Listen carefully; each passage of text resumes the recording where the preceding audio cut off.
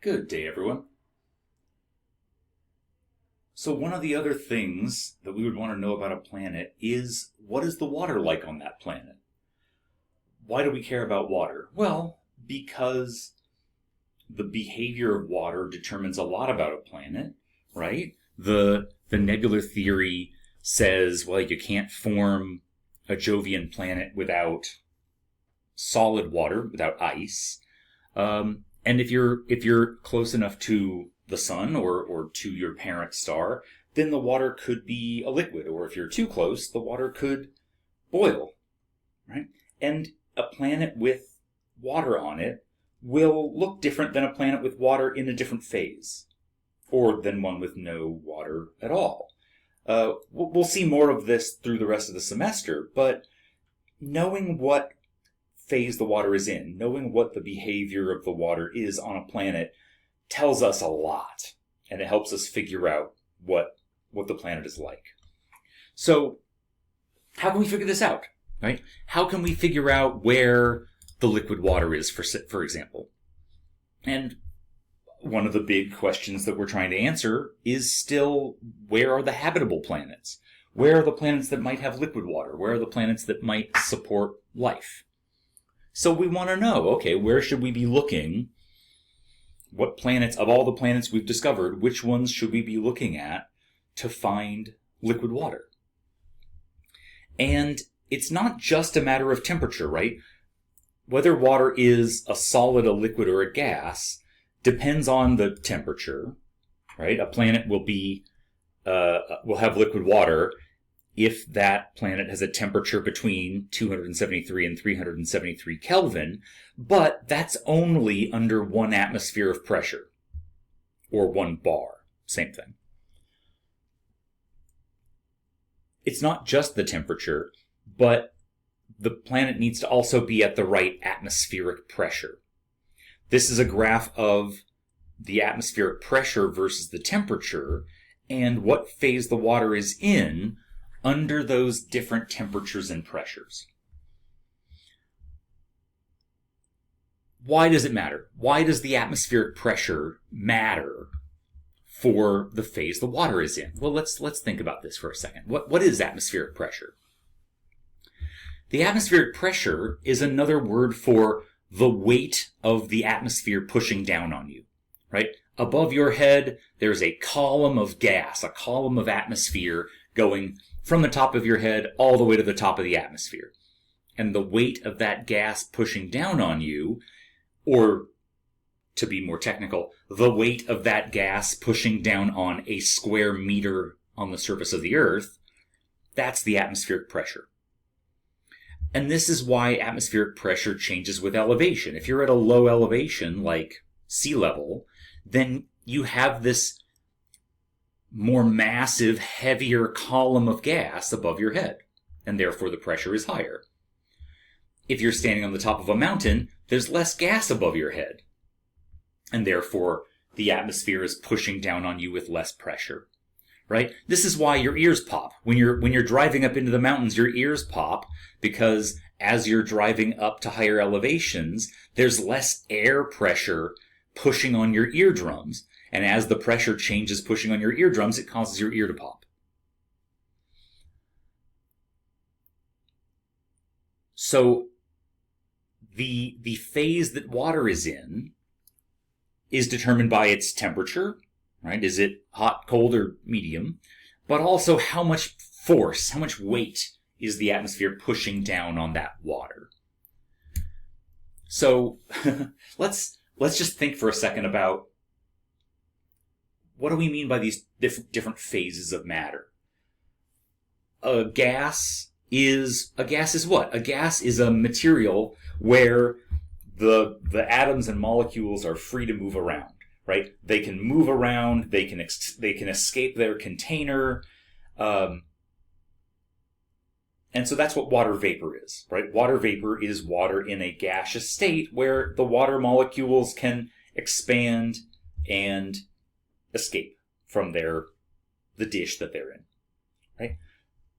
Liquid water is water that can't escape, right? The water can move around. These water molecules can all move around in the dish, right? They're moving around, they're colliding with each other, they're bouncing off the walls of the container, but they can't escape the dish. Unless you can get them going faster, fast enough to evaporate. Right? Evaporation is where the water molecules get going fast enough that they can escape and get up into the atmosphere as a gas. Right? But as long as the water is stuck in this dish, it'll be liquid. And then water ice is ice molecules that have stuck to each other and frozen together as ice crystals and ice cubes. So the easy description for why would water be a solid, a liquid, or a gas is about temperature, right? They're different temperatures. If the water's hot enough, it turns into a gas. If it's cold enough, it freezes. Okay, but why though? It all has to do with speed. Because if you take a material and heat it up, then the molecules are going to move faster. Right? Take this dish of water at a certain temperature. The molecules are all moving around, jiggling around, bouncing off each other.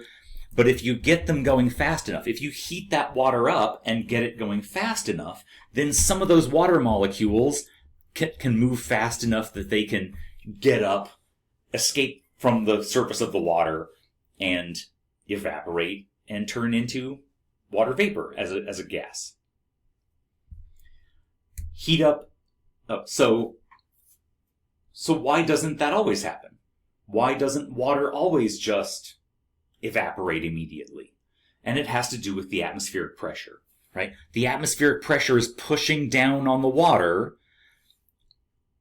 The speed of the water, the temperature, the kinetic energy of the water molecules are trying to get up. The water is trying to move around and escape. But if the atmospheric pressure is pushing down on the water stronger than the water can move around, then it can't escape. It can't evaporate. It'll be stuck down in a liquid state.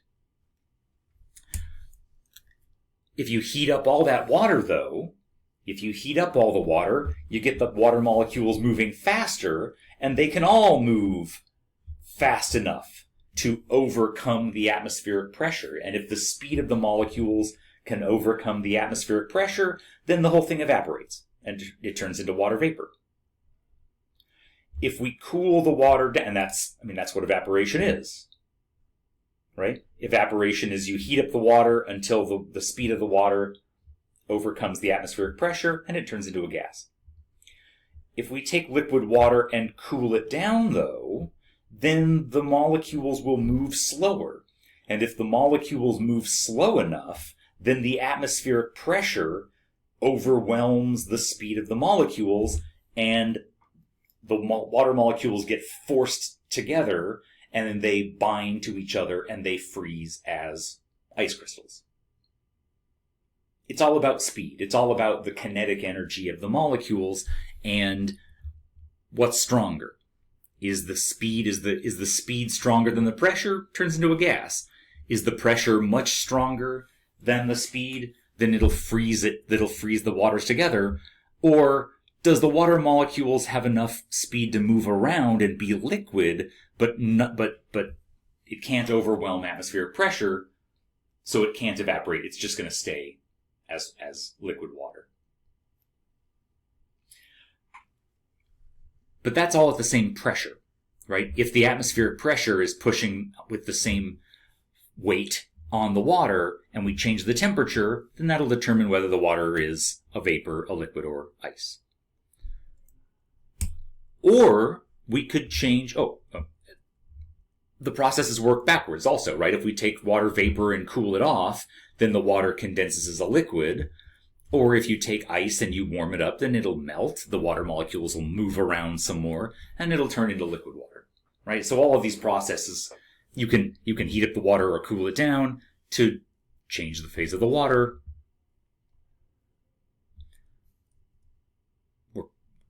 We're all pretty familiar with that, boiling a pot of water, freezing water in ice crystals, right? Just by changing the pressure, or the temperature rather.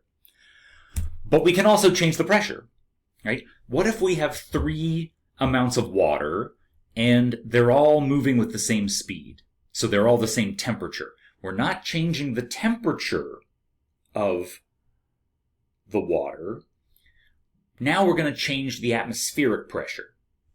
Right? So again, here's our middle example where the pressure is strong enough to keep the water down in a liquid state, but the water has enough speed to move around and it doesn't freeze together. If we remove the atmospheric pressure, though, we're not heating up the water, but by lowering the atmospheric pressure, now the speed of the water molecules overwhelms the weaker atmospheric pressure and the water can evaporate. So you can evaporate water, or you can boil water without heating it up if you just remove the atmospheric pressure. Or if we really increase the atmospheric pressure, if we increase the atmospheric pressure so that now the pressure massively overwhelms the speed of the water, then that extra pressure is going to force the water molecules together until they freeze together and form water ice.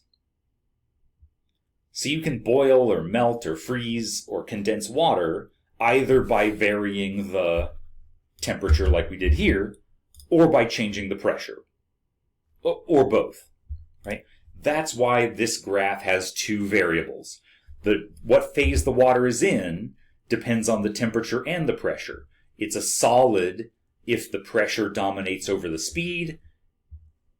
It's a vapor if the speed dominates over the pressure, and it's a water if it's sort of in that middle zone where the water is hot enough to move around, but not hot enough to turn into a gas against the atmospheric pressure pushing down on it. So that's what we notice in different environments, right? When you increase the pressure of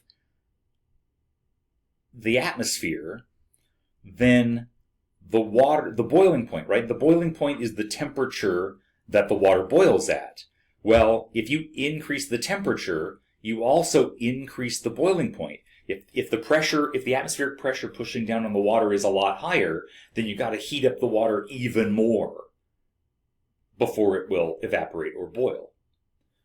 Or if we remove the atmosphere from pushing down on the water, then the water can evaporate even at a lower temperature. And if you go to low enough pressures, then you can have the water go from ice into vapor directly. It's without going through a water phase, because if it's cold enough, it'll stay frozen, but if you warm it up just a little bit, then it can evaporate immediately without going through a liquid phase. Because water is liquid if there's enough atmospheric pressure pushing down on it, and if you remove most of that atmospheric pressure, then it'll just go from solid straight to gas.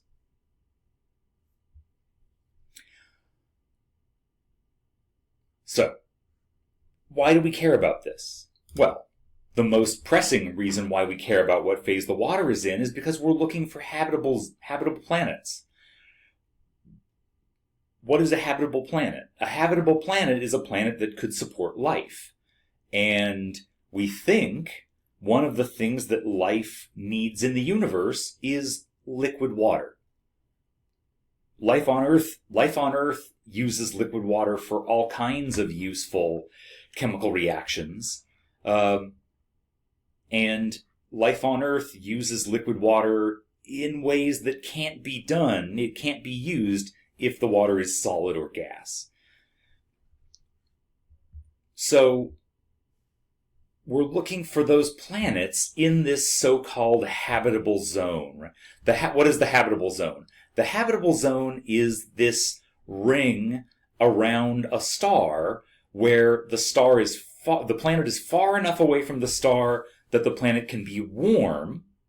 If the planet is too close to the star, then the planet would be too hot, all the water would evaporate away. No liquid water. If the planet is too far from the star, then the planet's too cold, any water on that planet would freeze, it'll all be ice, no liquid water. But the habitable zone is that Goldilocks spot, that Goldilocks distance where the planet is not too hot, not too cold, just right for liquid water. If the planet also has the right atmospheric pressure. So if we're looking for, of all the planets we've discovered, which ones have a better chance of supporting life, let's look for planets that orbit their stars in this habitable zone and not too close and not too far. What is this habitable zone? What temperature would a planet need to be at to be habitable? To know that, we would need to figure out what the temperature of the planet is. Is the temperature of this planet just right for liquid water? So, in order to get a handle on that, we would need to at least get a good first guess about what the temperature of this planet is. And that is where we'll pick up with the next video, because the next topic for what we can determine about planets is what's the temperature. Okay? So we'll leave it there. We'll leave it there on what the water is like, and we'll pick it up with what the temperature of the planet is next. All right. Have a good one, everybody.